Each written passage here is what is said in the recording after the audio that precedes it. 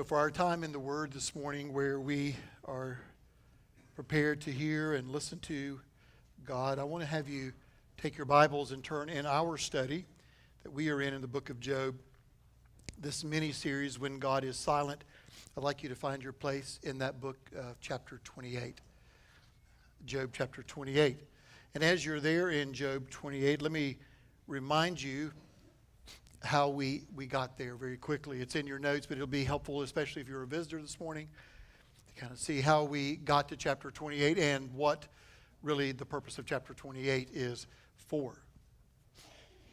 We started out in this study, first of all, meeting a man named Mr. Job in chapters 1 and chapters 2. And as we know from our study of this book, Job is not a perfect man. He's not a sinless man, but he is indeed a true believer. He's that example of the Old Testament of what a man was who feared God, who really loved God so much and so passionately wanted his family to know him as well. So we know from the very get-go of this book that Job's problems that will eventually unfold very shortly have nothing to do with something he has done wrong. He, in these 2 chapters, immediately loses everything he has in his possessions. He loses all 10 of his 10 children, buries all 10 of them in one day. And yet in the midst of that, he is able to proclaim and with a deep, I believe, heartfelt sincerity, say that God is both good and God is sovereign. But as he does this in these first 2 chapters and we meet him, it doesn't mean that Job's questions are all answered. It doesn't mean that his sorrows are taken away. In fact, in this chapter, he begins to be filled with, in chapter 3, why question after why question. In fact, if you remember when we looked at that chapter, he actually has 5 questions that he keeps asking why about to God. And still God is silent. God has not spoken. God will not speak again until chapters 38. He's in chapters 1 and 2 having this conversation with the devil. Job doesn't know about that. We, the reader, know about it. But God is silent after chapters 1 and 2 until you come to chapter 38. And when God is silent, we learned that what happens in chapters 4 through 37, the main section of this book, Job's friends show up. And we discovered in that where they went wrong. Remember, these are the ones who have shown up, and though they first came for 7 days and 7 nights to sit with him on the trash dump and to mourn with him and to be what we might call a ministry of presence, not saying anything, just being there for him, after that they couldn't keep quiet. And so from chapters 4 to chapters 37, there are 4 cycles of these 3 friends where Eliphaz, Bildad, and Zophar give their opinion and their answers to Job for why he is going through this. And long story short, in the end, though they say it in different ways, they all are ultimately saying this: Job, the reason your life is so messed up is because there must be some sin in your life. I mean, God, they would say, is a just God. God wouldn't punish someone, let them suffer if they haven't done something wrong. That would just be unfair. That would be unjust. And you know, Job, that we reap what we sow, and therefore your suffering has to be an expression of reaping and sowing in your life. Somewhere in the past, you must have done something that now God is paying you back for. They would say, in one sense, Job, what you're experiencing, you should be kind of happy about, because if God really gave you what you deserved for your sin, it'd be a whole lot worse. And so this whole cycle of accusatory speeches to answer Job's questions are in these chapters. And we know from the get-go, as the readers and those who have studied this book, that Job's friends are completely wrong. And why are they wrong? Because they have an unbalanced theology. They are saying some true things about God. We do sometimes reap and sow. And God is just and on. But they are unbalanced in that they're leaving out other important truths about who God is and how he works. And we know they're wrong because in Job 42, at the end of the book, verse 7, God rebukes these 3 friends and tells them what you said to Job was not right. In fact, what they've done to Job in these chapters have caused him more grief and more sorrow, in addition to the incredible, unexplainable, inexplicable suffering that he is going through in these days. And so they come and they speak to him. Now, as I told you earlier in our study, there are 4 cycles of these speeches by these 3 guys. We are not going to study any more of those speeches. We've covered the first cycle of all 3 of them speaking to him from chapters 4 through 14. So I'm going to let you in your own time look at the rest of what they said, but it all keeps boiling down to the same pretty much conclusion. You've done something wrong, Job, and that's why you're suffering the way you are. But I want to do something this morning that draws us to a unique chapter, and that is chapter 28, where you have your Bible open to now. Because in the midst of these 4 cycles of speeches, these accusatory, condemning, unhelpful speeches that Job's friends give him, in the midst of that, chapter 28 is a unique chapter to the book of Job. It's unique in the sense that now, for the first time, we kind of get a response, an initial response from God to the why question. It's the question that's been plaguing Job ever since chapter 3. His friends have been no help to him, and now the writer of this book, as it were, just inserts this chapter so that here we can get a glimpse of how to begin to think about the why questions that we have. Now, I can tell you, if I could walk through this auditorium and ask every one of you, what is your why question in life? I know you've all got them. Everyone has a why question. Wondering, why did God do that? It may be related to some illness you've had, some injury you've gone through, some loss of a job, some relationship that's falling apart, something that you thought was going to happen in your life and that it just went totally sideways and never happened. We all have the why questions. And whatever that why question is, I'm sure that while you're sitting here this morning, it's probably on your mind. And where are we going to find an answer in God's Word in the midst of one of the most unexplainable, from the human perspective, suffering of a man like Job, an answer to the why question? Well, right here in chapter 28 is where we're going to find it. And what we discover here as we look at chapter 28 is an answer not that we would initially expect to have to our why questions, but listen, brothers and sisters, it is the answer we need. It is the answer that for the person struggling through, why is this going on in my life, that will first and foremost comfort and satisfy the sufferer. Now, I want to say a few things about this chapter so that you make sure before I read it that you really get the idea of what's going on. The important point here of this chapter is not that this is a question that is being posed by a philosopher. It's not, as it were, someone who is just really thinking about, I wonder why things go wrong in people's lives. We all do that at times, right? We have that conversation. I wonder why that is. But this chapter is not set in the context of someone just philosophizing about that, just thinking through the logic of that and trying to bring the theological pieces together. This is someone who is literally talking to people who know what real pain is like. I love the way Christopher Ash puts it here.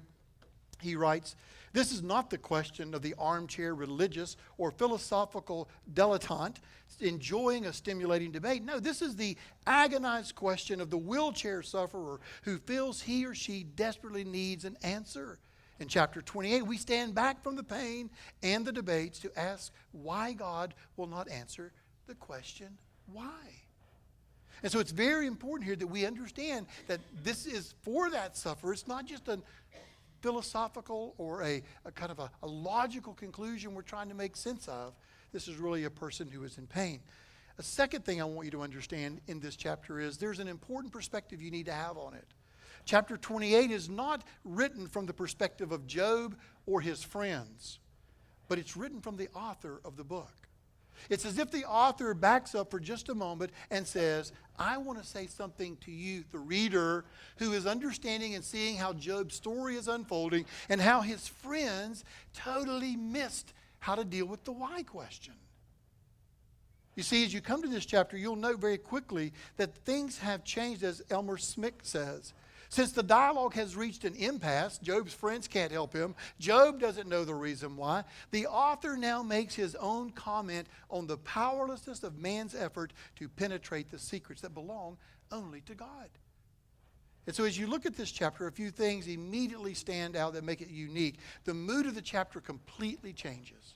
from the book of Job. You're used to every chapter and every verse being things like this. Then Eliphaz said, or Bildad said, and then Job responded.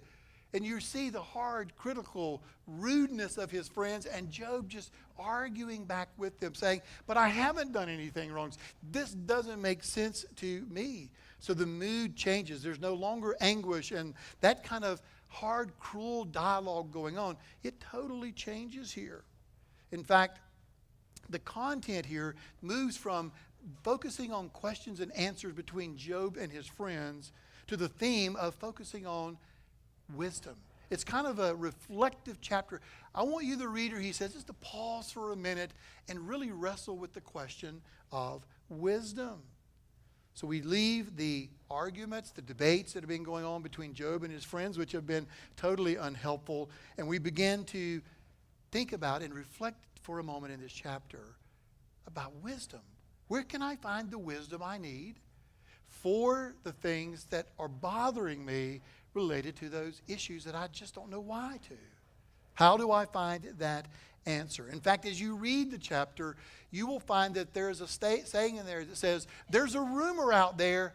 I hear it somewhere, but where do you find it at? Well, let me read the chapter for you and see if you can kind of see as I read this chapter, really the pursuit and the call to try to find wisdom and all the places man goes to look for that wisdom, and then ultimately where the writer wants us to see it ultimately is found. Let me read chapter 28, and you follow along. Surely there is a mine for silver, and a place where they refine gold. Iron is taken from the dust, and copper is smelted from rock. Man puts an end to darkness, and to the farthest limit he searches out the rock in gloom and deep shadow. He sinks a shaft far from habitation, forgotten by the foot.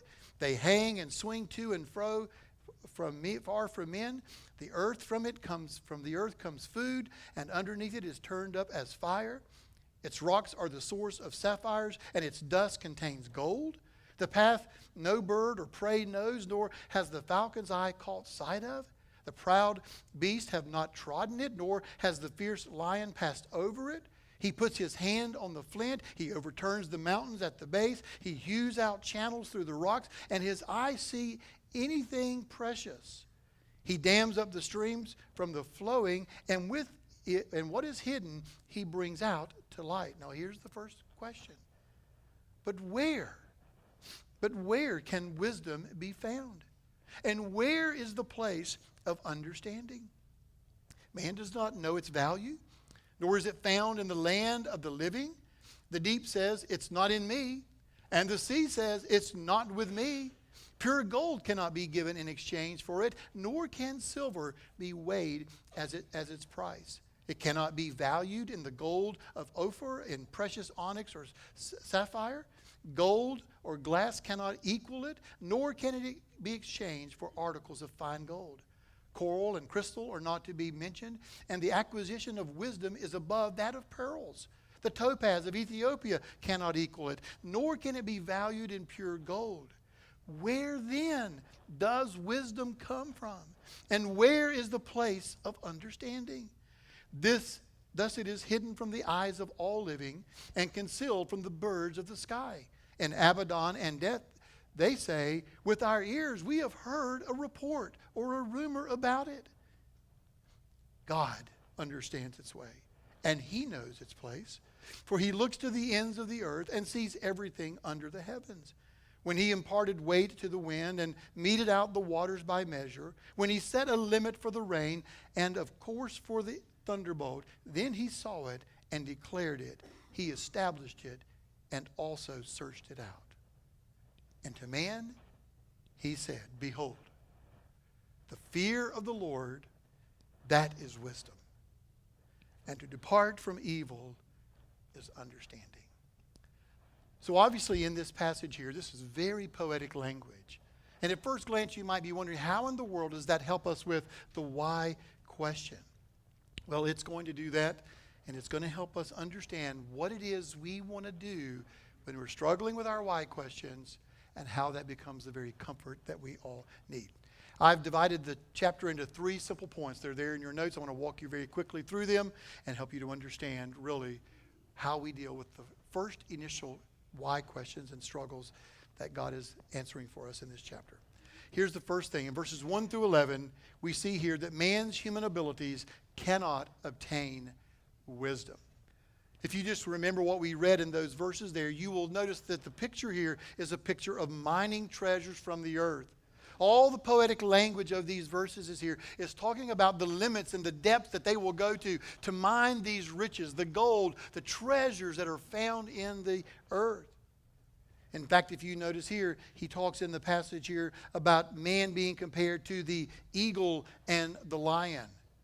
And why would he compare man to the eagle and the lion? He is saying in a profound way what an eagle will soar above and see, and what the courageous lion goes after, that is no comparison to the courageous efforts of man to go deep into the earth and mine treasures and riches out. So in one sense, what he is doing here in the picture here is he's trying to get us this point here that he's celebrating the incredible ability of man to go after answers and to dig and search and find them. But he's comparing it to mining so that we make sure we understand this point. Humans may obtain wealth. They may do all they can to mine the riches of this earth. But listen very carefully. Man in himself, left to himself, will never figure out how to deal with the why questions.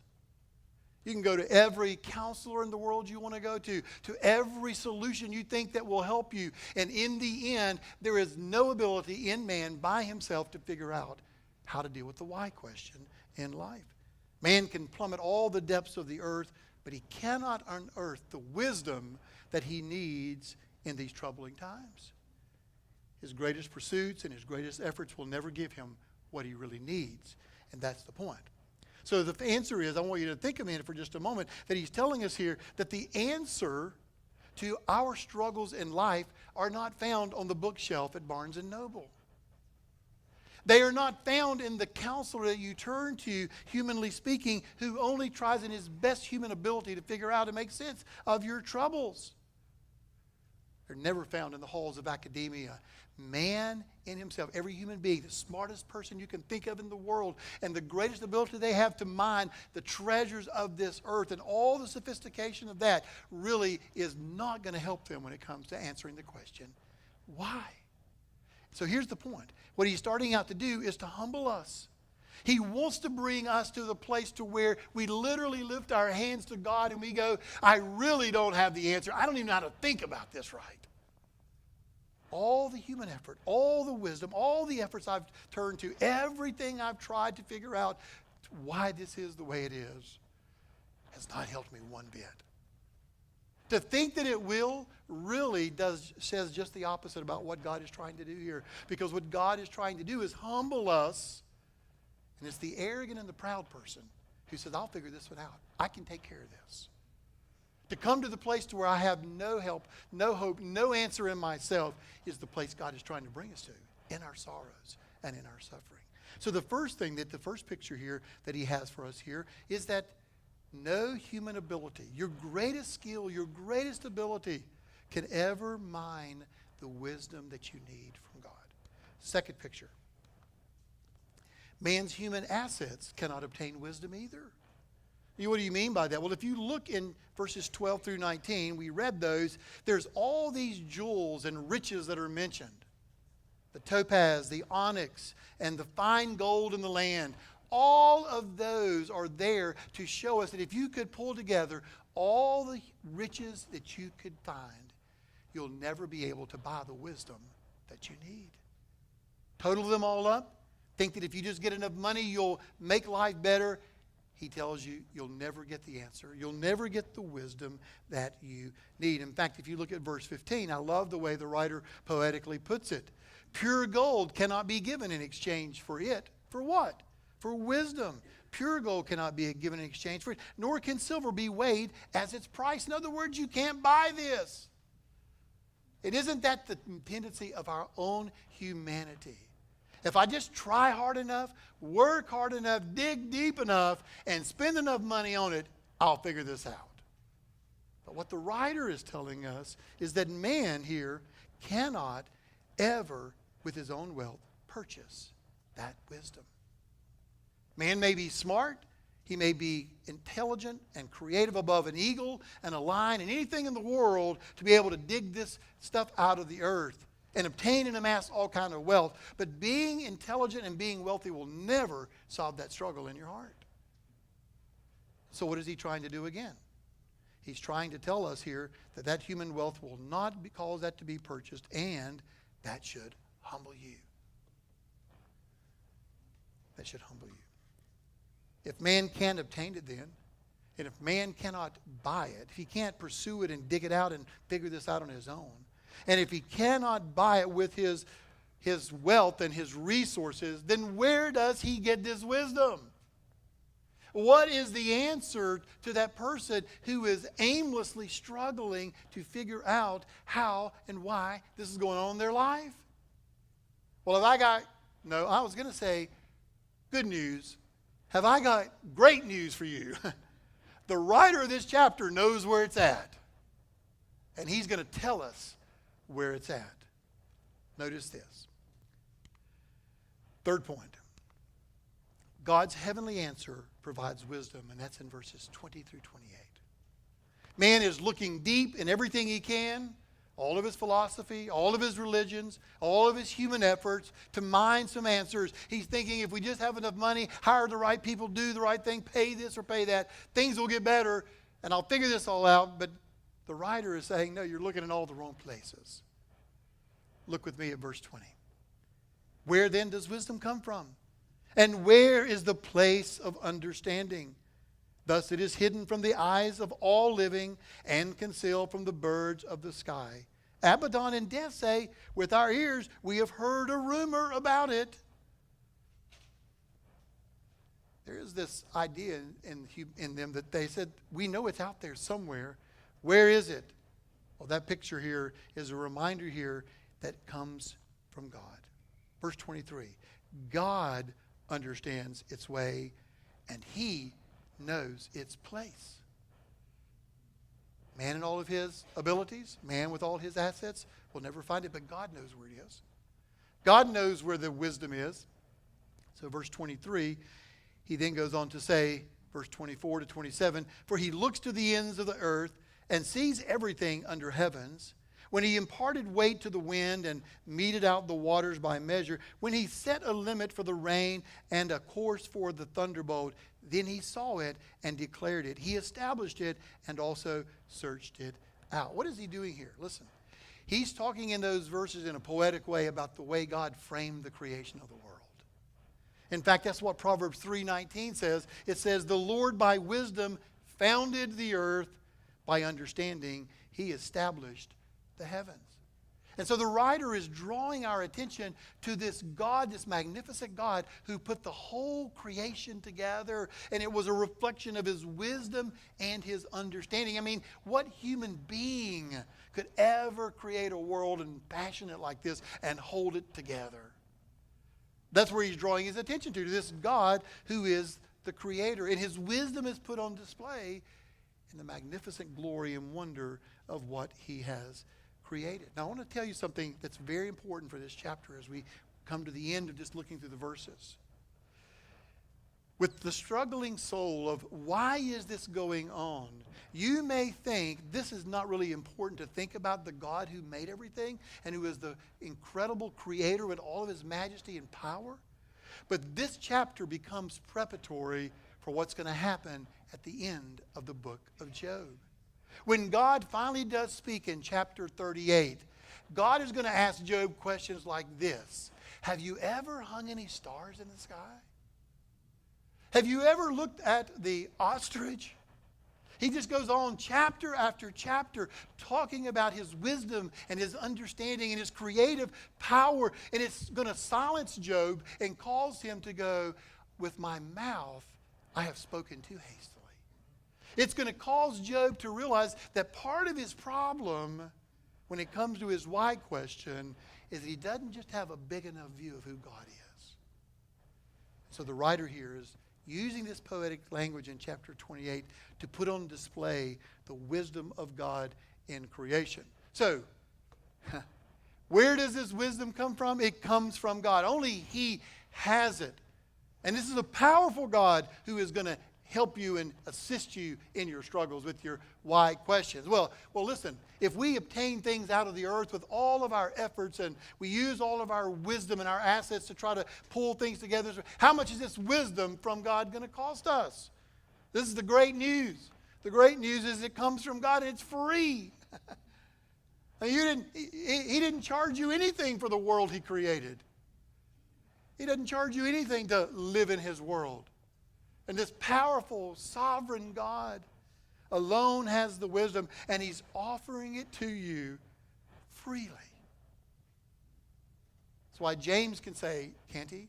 If any man lacks wisdom, let him ask who?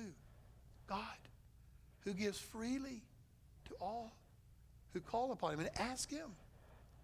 So the point is, the writer is bringing us to the conclusion of this reflective and this moment where he just wants to speak to us, the reader, who's seen why Job is in his situation. Not because he sinned, not because he's done anything wrong, but because God's sovereign purposes are unfolding in his life. His friends can't help him with the why question. And now he's just saying, I want you to pause for a moment and just contemplate and think about that the answer you're looking for is found in the God who made you. Lastly, the purpose of all this is summed up in verse 28. And to man he said. Who said this? God said this. And to man he said, behold. Now the word behold should grab your attention, right?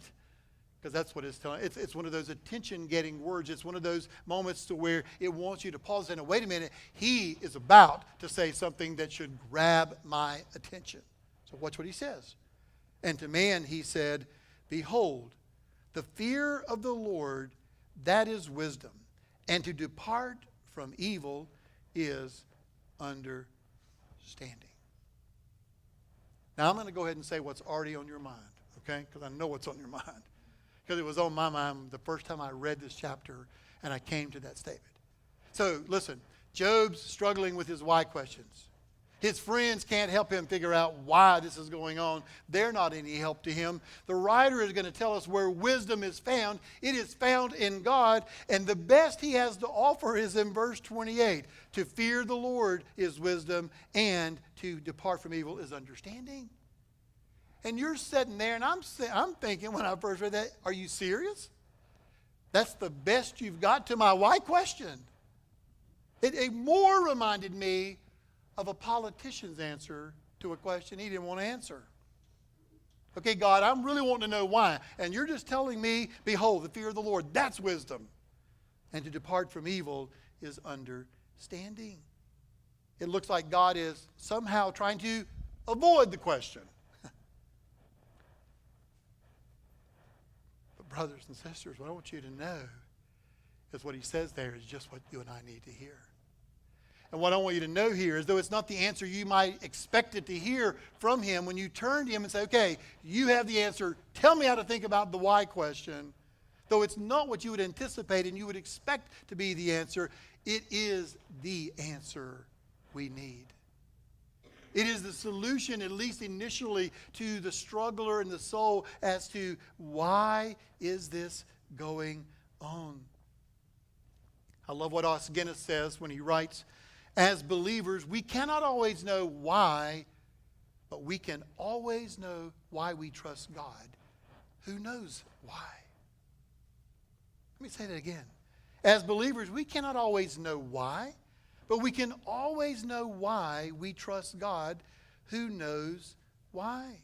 The answer that Job needs and we need, though it's not what we expected, is just what we need to know. You know. And I want to just seek you. And I want to find you. When he says here in that verse that wisdom is the fear of the Lord, that means literally here that if you really turn to him, it means you, when you fear him, trust him. You're going to obey him through that unexplainable, inexplicable suffering that you're going through. You're going to love him. You're going to turn to him. You're going to turn away from the things that you thought had answers and would fix your problem. And the other things that always we turn to to solve our questions. I'm going to turn to sow love and honor and obey. And I want to seek him in the midst of that struggling question. So here's how I think it practically wraps up for us.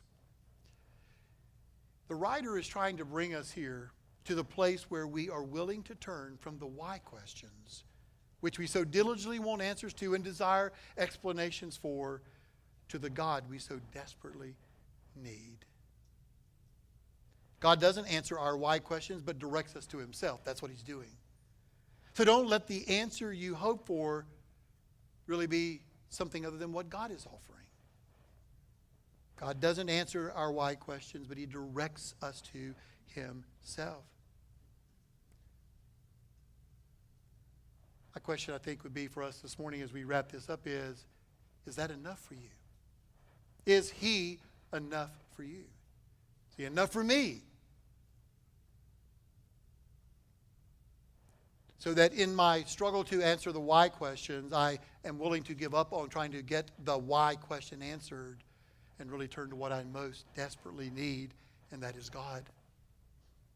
To seek him, to fear him, to really say my goal, my focus in all of this ultimately is to know you better, to please you, to put you on display in such a way that people will magnify your great name.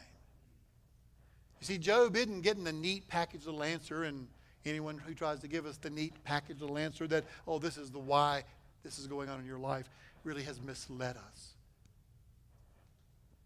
What God's word does is leads us to the one we so desperately need, which is God himself. So my question is that enough for you? In your why questions, in your struggles with trying to make sense of why your world has gone sideways and turned upside down, is it enough for you that you have him, right? That you have him. The book of Job comes to the conclusion we're going to discover more of who God is, as I said earlier, and what really needs to fill up our hearts and minds about his greatness. But verse 28 is the starting point. The fear of the Lord is wisdom. Turning to him is where the wisdom is. And departing from those things that really we might think would solve our struggles is the way of understanding. So I want you to think about this as we just kind of wrap it up, and we're going to sing in just a moment about the greatness of our God once again. I want you to think about here, does verse 28 really get applied to you today? Whatever your struggle is, whatever it is you are going through, whatever it is that you really are contemplating today and it's not making sense to you, can you take your soul in your hand and can you turn and say, you really are enough? You really are enough for me. That's the starting point for wisdom. Or will you, as the language of John Piper likes to be used, will you waste your suffering? Will you waste this trial? You say, what do you mean waste the trial? Well, if you don't turn to him and say, you're enough, then you're going to look to something else. And that's really a waste. Because the waste will show up in your anger and your bitterness and your questions and your accusations against God. And that'll be a waste of the suffering. A waste of the troubles that you're going through. They'll come back around and there'll be again a fresh reminder that the beginning of wisdom is to fear the Lord. So the question is that enough? Is that enough? Oh, it would be my prayer that every one of us, in whatever that why question is in our life, we would turn to God and say, if I never know why, if I never figure out the answer to this, I'm okay with that because I have you. And he would be put on display, and people would be able to look at that and be amazed at the God that we proclaim to belong to. That would be the prayer and the answer for us all. Once again, I want to close with a quote by Christopher Ashe, who I think so well says it and wraps up the way this chapter is intended to be thought of. He writes, how we respond to this verse is a litmus test for our hearts. In a saying that is crucial to the whole book, God directs our attention away from our agonized questions and toward himself. He does not take us by the hand and lead us to the answers. Rather, he beckons us to bow before the Lord himself, who knows the answers but chooses not to tell us. We ask, why doesn't God answer my question? To which he replies, turn your gaze and your inquiry away from the answer you want and toward the God you must seek. So do not seek wisdom, seek the Lord. This is deeply humbling. We should not expect to find wisdom, to know the answers to all of our questions, he writes, but rather to bow in humble worship before the one who does and therefore causes us to turn away from evil. That's what you do when God doesn't answer your why question. That's what the writer wants us to say. Let's pray together.